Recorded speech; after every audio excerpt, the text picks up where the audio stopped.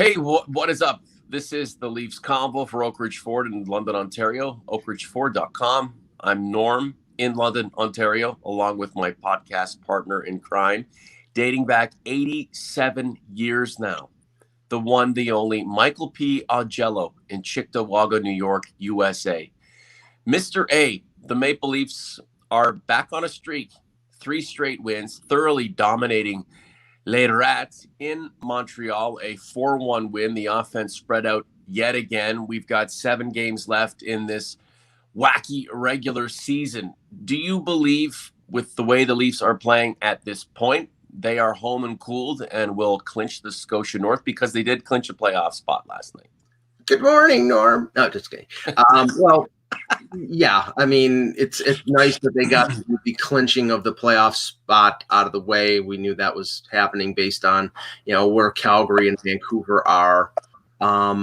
Vancouver lost again yesterday to Ottawa, so I don't think Calgary or Vancouver are going to catch Montreal. I don't think Montreal is going to catch Winnipeg for third place. So it looks like the playoff matches are locked in place: Toronto, Montreal, and Edmonton, Winnipeg, and we can talk about that probably over the next week or so, because the Leafs play the Habs 3 more times.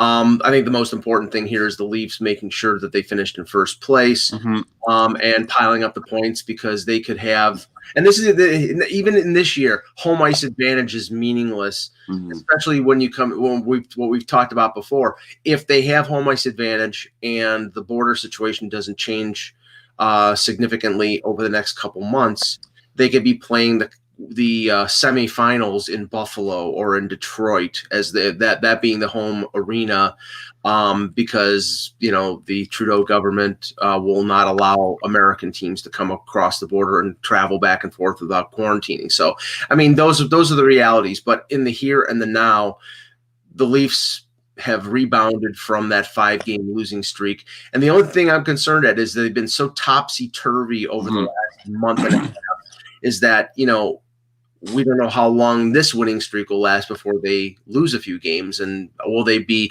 in the right position ascending when the playoffs start in the middle of May?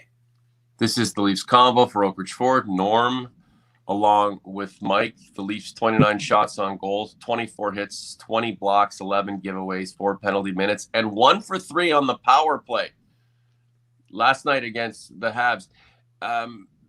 3 more with Montreal, and then the possibility of playing the Habs in the first round is there too. That's a lot of bleu, blanc, et rouge.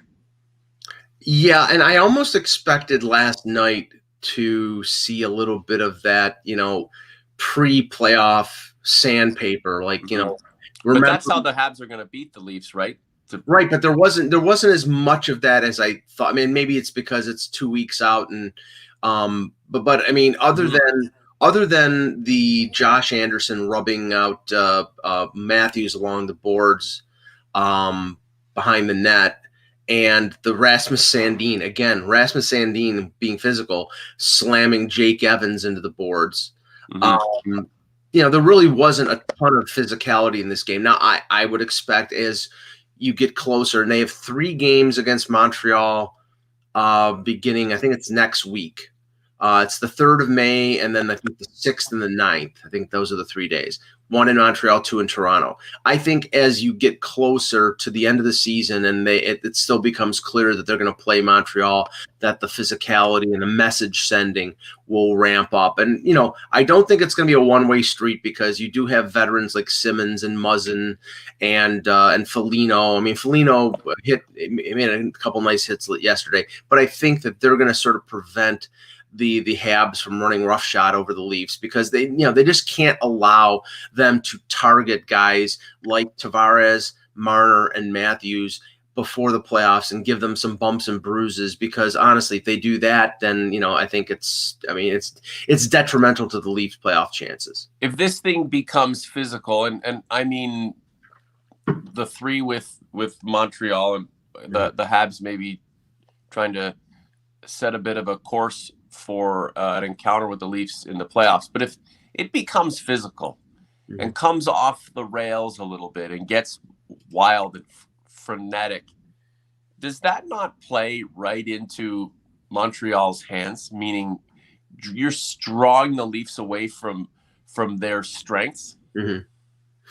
Well, I think that the only series that the Habs can win is a close checking, physical, defensive struggle, and that is dependent on Carey Price coming back and being healthy and being the Carey Price that played well last year in the bubble.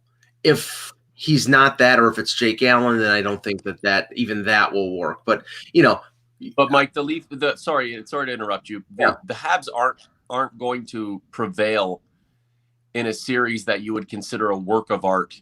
No, they're not. They're not going to. If the game is 4-3, the Habs are not winning that game most of the time. I mean, unless the Leafs goaltending and their defense is bad. The way the Habs are going to win are games that are 2-0, 2-1, 3-1 with an empty netter, and them frustrating the Leafs scorers and making them pay and making them painful. Playing a physical brand of hockey, and they can do that. I mean, Weber and Edmondson and Sherratt when he's back, and Petrie, they can do that. But if the Leafs push back, which I think that they're in a position to now, and they get healthy before the playoffs, then I think they'll definitely be favored. But you can never underestimate any team that makes the playoffs. You do that, you do it at your own peril. The way the Leafs have played this season, up, down, up, down. Why shouldn't we believe that's going to be the flow of whatever remains for this team through this regular season and into however long they can last in the playoffs? Because if that's the case, Mike, we should be expecting another downturn here. But we all know that the downturns in the playoffs can't last more than 3 losses.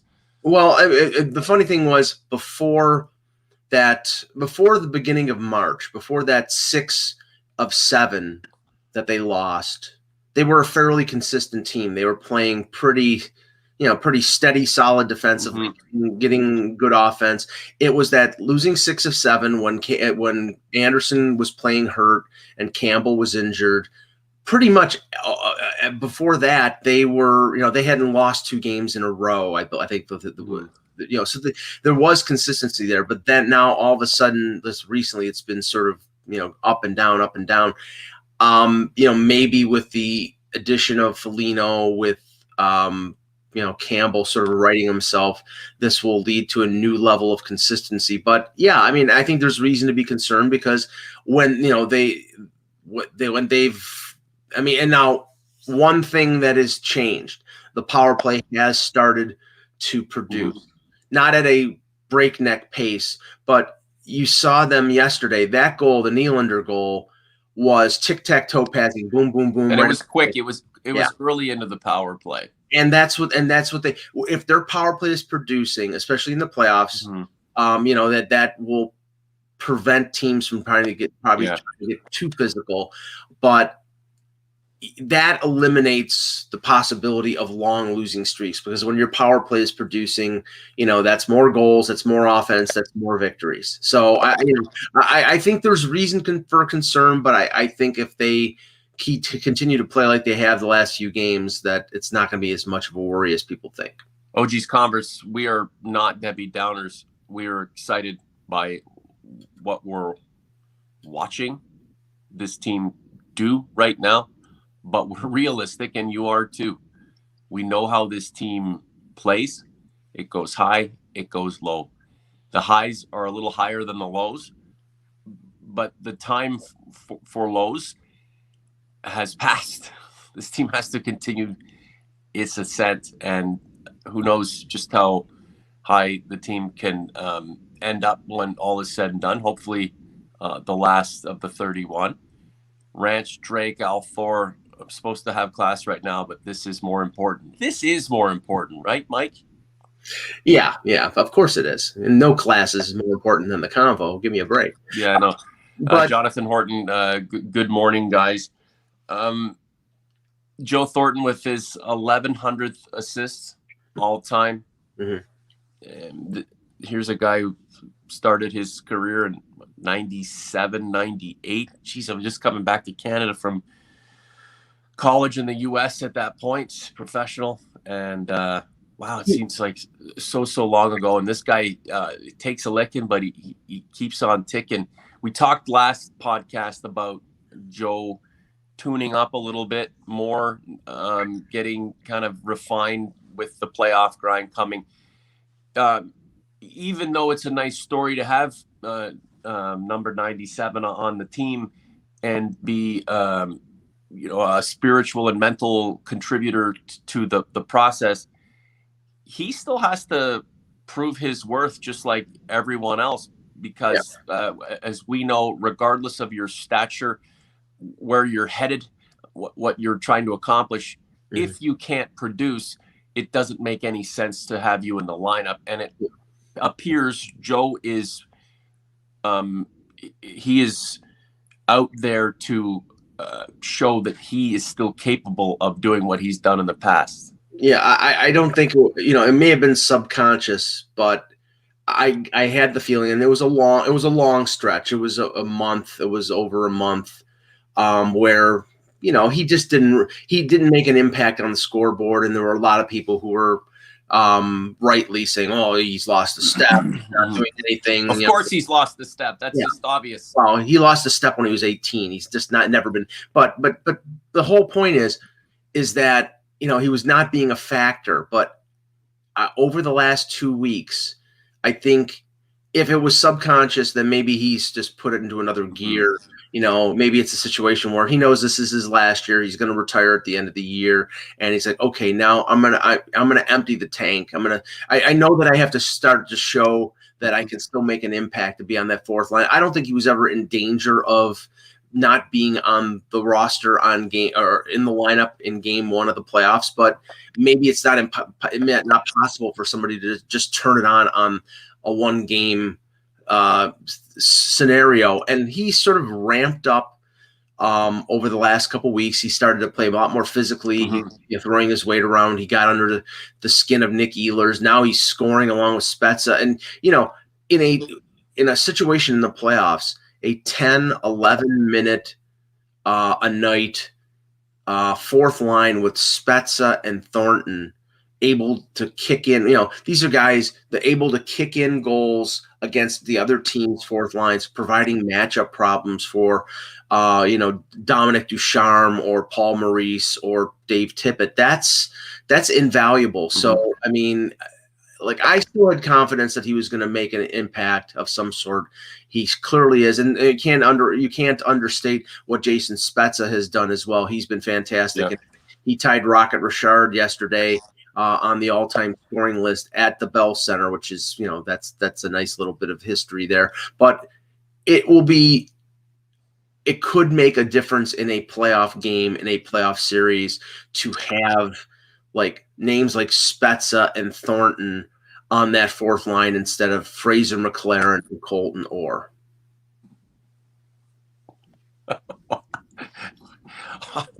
Why do those guys even need to be brought up? Thanks, Mike. They were fourth liners in the playoffs for the Leafs, so yeah, I'm just making a comparison. Well, even beyond that, some of the spreadsheet darlings that Kyle Dubas considered possible contributors didn't seem to work out too much. So forget the knuckle draggers, forget these diminutive dynamos, the speculative all-stars. Just go to people who've done it in the past, who are pretty competent, who have the sage and wisdom, especially at this juncture of the season. Yeah, Jason Spezza, 2 assists. Marner with that terrific little feed for William Nylander, who scored a goal. Adam Brooks, he's hustling out there. And that Matthews goal, my God. That was just, the hand-eye coordination to knock it forward and then beat Allen. Allen looked to the sky and Matthews. That was weird. Yeah. That he's like, I'll take it. Oh yeah. He's, unless there's just a complete ridiculous rally over the next 2 weeks by Mikko Rantanen or McDavid, Matt is going to have the Rocket Richard, and it may have been 2 in a row if the season had been completed last year. He was only a goal behind Ovechkin and Pasternak. So the pace that he is scoring at is incredible. But now what they need to do is make sure he is that wrist that is giving him problems, that it's quieted down and healthy going into the playoffs. I wouldn't doubt that they give him a game or 2 off before the end of the regular season, just to, because he's going to be eating up 23, 24 minutes a night in the playoffs. He's a young, strong kid, but, they might want to give him a little bit of a rest if they have the luxury to do so. Yeah, Reg, Drake, Althor, exactly. Combo actually helps learning. It certainly does. It helps with the learning process. A better understanding of life and the meaning of everything. I mean, that's why we're here, Ranch. So thank you very much for being a part of the combo. Andrew Walters, that Colton Orr line was great. It certainly was, at drawing blood and beating the shit out of opponents. Mike, from an entertainment perspective, at that time, Don't get me, it was what it was. Don't get me wrong. I loved the one game in Montreal where I can't remember who it was that Colton Orr beat the crap out of at center. I mean, like McLaren and Orr dropped the glove at the center ice face off, and it was beautiful because for years and years, the Canadians just annoyed them. And it was nice to just see, them just like hand the. Now, I didn't take pleasure in seeing Colton Orr knock out George Peros and basically end his career because he slammed his head against the ice. But please, I mean, I'm not a Neanderthal because I loved a good bout back in the day, and I still love it, but it just doesn't happen anymore, and it's not going to happen in the playoffs. But I'm sorry. It's only 8 years ago, and it seems like a completely bygone era. We don't have to devolve this conversation into a knock them down, drag them out about fighting. But I could care less, and we all know this, and I take it. I get criticized for saying I don't care because I should care. I do, but if you think I'm an asshole because I like fighting in hockey, that means nothing to my life. I don't care. For decades and decades and decades, fighting was part of the game. And it made sense to people. Gordie Howe would break somebody's face. He'd get pulled off the ice. The whistle would blow. They'd continue on. If fighting was an integral part of winning games and playoff series and Stanley Cups, I'd be all for it. It's not that it has no place in the game. Whatever. It just doesn't have a place in the game because there are other things to do, like score goals and make plays and be effective, and the fighting beyond the entertainment value and getting everybody jacked up. It doesn't really have that much of a place. Now, if Wayne Simmons is going to fire up his team like he did in the beginning of the season when he was kind of just getting his, making an impression on his new team, and the Leafs come out and score 3 or 4 goals, all the guys and girls, whomever say fighting doesn't have a place in the game, aren't going to turn that back and say, well, those goals shouldn't count because they were spawned from a fight that may have created energy. Right. If it has a place, if there's reason for it, and it's beyond retaliatory, I have no problem with it. Anyway, you can comment on that. It's just with fighting, we don't need it because there are other things to do. But I'm not anti-fighting by any means. No, and I think in the playoffs, what's going to take precedence over dropping the gloves is going to be hitting, and I think that like John and Chad here is just saying it's part of hockey, and the hitting will ramp up in the playoffs, and that may lead to scrums and maybe a fight or two, but those fights won't happen until the score of the game is already determined. If it gets 5-1 in the game, you'll see somebody drop the gloves because then they can without any kind of and it's not a stage fight. That's just okay. Well, we're sending a message for the next game, and that's very possible. But I think the big thing, especially in a series against Montreal, is going to be laying the body, and Montreal will be targeting Marner, Matthews, Tavares, and the Leafs. What the Leafs are capable of doing, I think they will do, is pushing back on that. You hit that guy, we're going to hit your guy. Yeah. And hit him harder. Fighting is in a way it's performance art, and when you have 20,000 people in the audience, that performance art has an effect. Right. When you have tarps covering thousands of seats, the performance art is pointless. Yeah. Unless it's whether it's staged or it's preempted preemptive, planned by a particular member of the team in order to activate something. Right. Then, and in that case, then it is required.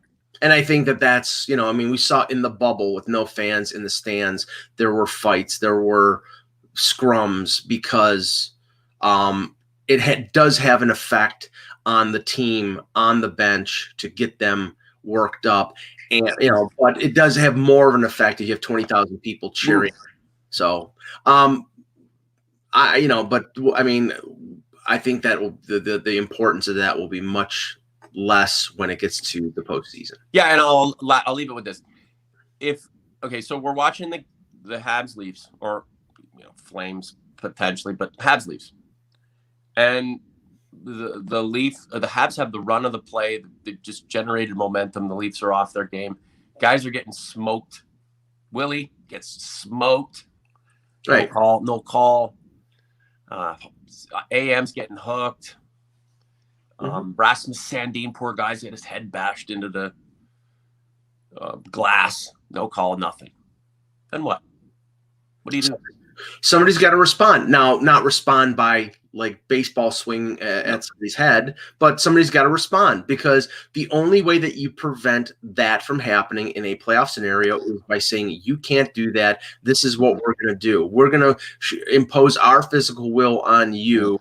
And that's the only way that you prevent them from targeting your players. But the thing is, if they do that and they injure that player, which is wholly possible, then you're not going to win that war because they've already taken out one of your big guns. But I don't think you need to preface everything with, if we do it in a responsible and contained fashion without consequence. Right. Consequence is part of the action. What I'm suggesting is that if you let anything get out of hand and you lose momentum, what are you going to do? Like sit there post series and just complain about the officials not calling it properly or the other team being too aggressive? We're going into the playoffs. The Leafs are clearly more talented than a team like the Habs. How does a team like the Habs beat the Leafs 4 out of 7 beyond the Leafs being engaged in the worst hangover collectively as a team of all time? The Habs are going to have to do things that they may not be exactly proud of, but by any means necessary. So I'm interested to see what the pushback is like. I'm not advocating fighting. I hope it doesn't, the series isn't shaped by, anything that's untoward. Yeah, absolutely. But if it's called for, there's a reason why some of these older guys have been brought into the lineup. Yes. And, even in the playoffs where you're hoping that discipline is the order of the day, if it has to be done, it has to be done, because the key here is the Leafs need to win 16 games and hoist the Stanley Cup. This isn't about beating the Habs and going, hey, you know what? We took a step. I tell that to Joe Thornton when he's over in Switzerland going, what the hell did I join that team for? Just a few more minutes. Jeremy Scott, thanks for being here in the chat. Exactly, a beatdown. Sean Robertson's here. Terry 3Gs. It's just nice to have you guys on board with us. Tony's Dark Nightmares. Tony, elaborate in the chat about those dark nightmares, and I'll make sure that I hide the comment. No, I'll answer his question quickly. Yeah. Is Matthews the best player to put on a Leaf jersey? Not yet, but he's getting there. I mean, he's won Rookie of the Year. He's going to win a scoring title. I still to the new generation, Mike, to the young generation, he certainly is, because I think he's better than Matt Sundin, and that might be sacrilege, but I mean, and I'm predisposed to look over Matt Sundin for obvious reasons. But he's all right. This show's over. Yeah, he's not. Dave Keon won 4 Stanley Cups. I don't care if it was the original 6. But Dave Keon did not have Instagram. That's true. That's true, and he doesn't. He didn't do dance moves on TikTok. But I don't really like the comparisons. We've gone over this. The comparisons make no sense. But could he be statistically sure? Is it great that we're watching what he's doing? Yeah. Does he seem like he loves the Leafs and appreciates his position in this organization? Effing right. He could be the all-time leading scorer in Leafs history, eclipsing Sundin, eclipsing Sittler. And if he doesn't win a Stanley Cup, then there will be people who say the same thing about Matthews that they say about Sundin. He didn't win anything. So, Andrew Walters, here's another question, guys. Thanks for fueling this convo, because we're right now we're trying to get from point A to point K, and then we continue through to Z, or Z, or whatever it is. I don't know what I'm talking about. Forget about Andrew Walters. Does Matthews hit 35 goals without Marner beside him? I don't think so. No, I don't think so. Remember, Tavares scored 47 in an 82-game season with Marner.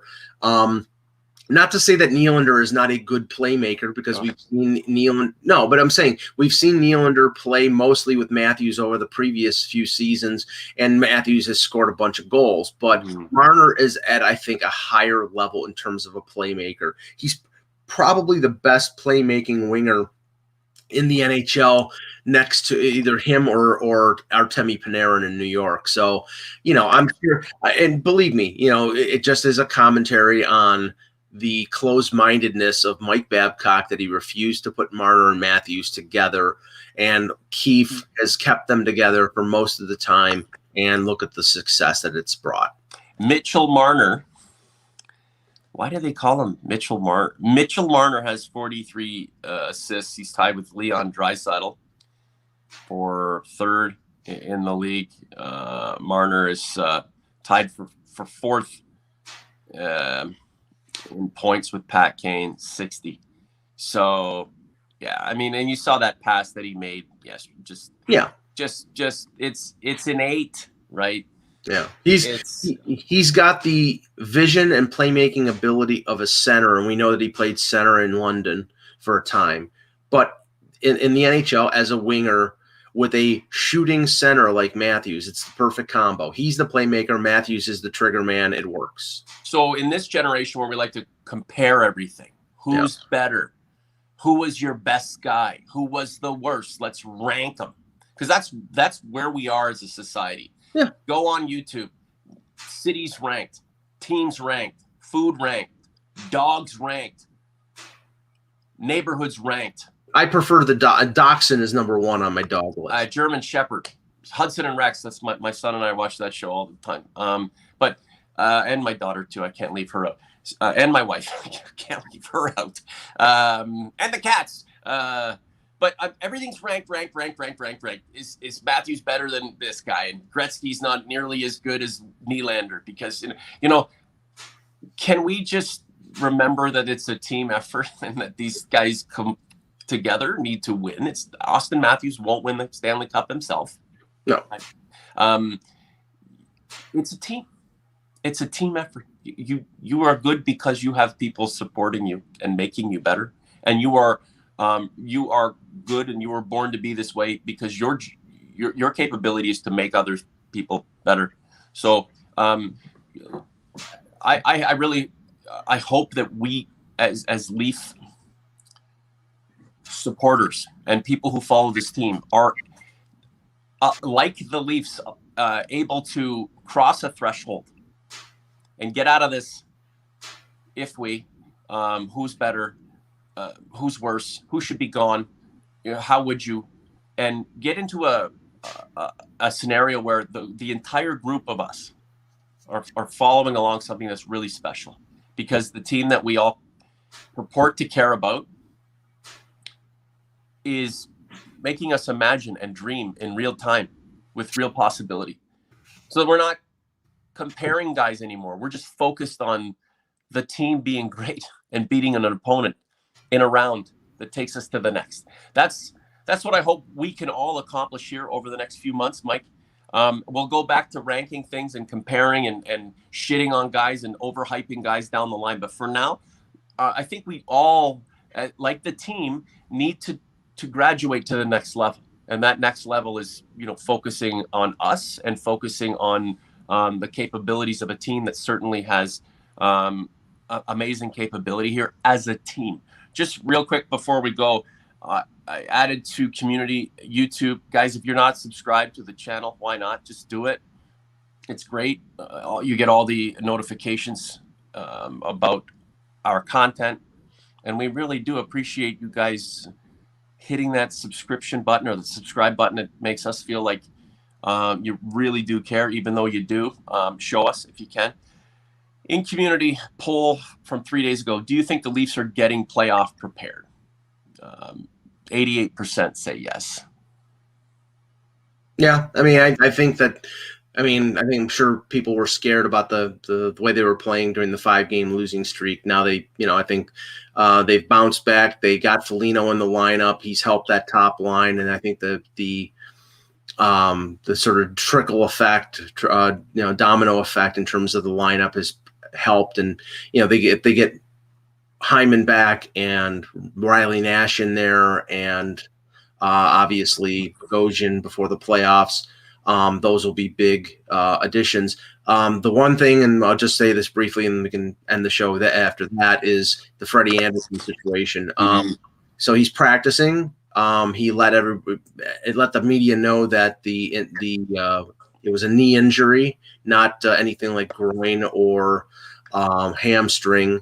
So that would lead you to believe that it's not something that is, if it's fully healed, that will reoccur. But I mean, a knee is obviously something very important for a goaltender. So I just wonder how this is going to play out in the last 2 weeks in terms of how many games will Anderson get if they can bring him back off the LTIR. He may play games with the Marlies, and that might be what he would have to do on injury. Not recall, but like if they loan him out as an injured player to conditioning stint. If they do that, then he'll get some work in, but it won't be at the NHL level. So we'll see how this plays out. Mike, I know you have morning Tai Chi. Give me 2 more minutes. Marcus Daly, morning. Norm, Mike, big fan of the convo. Been with you guys since day one.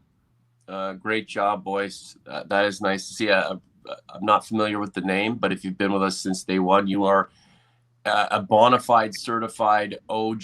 And hey, just before we go, Yaroslav Freecher, 61. Come on, man. That's way too early. Led the Leafs in points, I think, one season, like 80 points or some 70 something points. I know he scored 30 goals one year. I remember, and somebody brought back them, and I was watching this game. I remember this game. There was a game against Edmonton. Yeah, like it was like 14 to 12. It was no. It was 11. It was 11-9, and Bunny LaRock was in goal for the Leafs. And Preacher scored 4 goals. And the thing I remember about him was he played on that line with Walt Podubny and Peter Inachek. That was really good in the early 80s. That was like the number 2 line behind the Vive Derlago, John Anderson line. And it's sad. 61 years old is way too young. That is, and I used to get him mixed up with Peter Inachek. He was from Czechoslovakia. Freacher, I think Freacher was a Slovak. I think Inachek was a Czech. But they're back when they were back when it was still Czechoslovakia, so they would have played for the same team. Yeah, absolutely. Again, we're the Leafs Convo. We consider if you were a Leaf, a Leaf for life, and it's really really sad to hear. I'm gonna go down a bit of a rabbit hole. on Miros Freacher later today. I am off, so lucky me, believe it or not. And he wore number 4. He wore number 14, which it wasn't retired at that point. That was Dave Keon's number. So, Mash 709 Foo, I made it. Good morning from Newfoundland. You're gonna have to start us up again on YouTube, because this will be up and running here in the next few minutes. Last point to you, Mike. Well, tonight against Vancouver, a game with not a lot.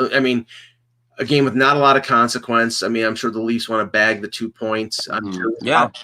We'll probably see David Riddick in goal in the second of back-to-back. You're probably going to see, Vancouver played yesterday in the afternoon, so they're going to be, and they played a bunch of games, so you're going to see a more tired Vancouver team against a relatively tired Leaf team. So I wouldn't expect a game that will be sent to the Hockey Hall of Fame for preservation. The 2 points should be a given based on where the Leafs are, what they need to accomplish. Does Sheldon Keefe need to configure this lineup with an idea of what's to come in the playoffs? I think, well, first of all, they can't take it for granted because they lost 2 to Vancouver in Vancouver. I know. I saw you shaking your head there. But I this would be a game that I would insert Engvall, insert whoever didn't play yesterday. Yeah. Okay, I see. Yep. Give Spezza and Thornton the night off after a good game. You want to conserve these guys. Yeah, good point. OG's Converse, thanks so much for being here with us. We'll be back, looks like Sunday, for the spectacular. In the meantime, enjoy this hockey. These are fantastic times for the team, for you, for us as a group. Let's just enjoy them. For Mike, I'm Norm. We're out.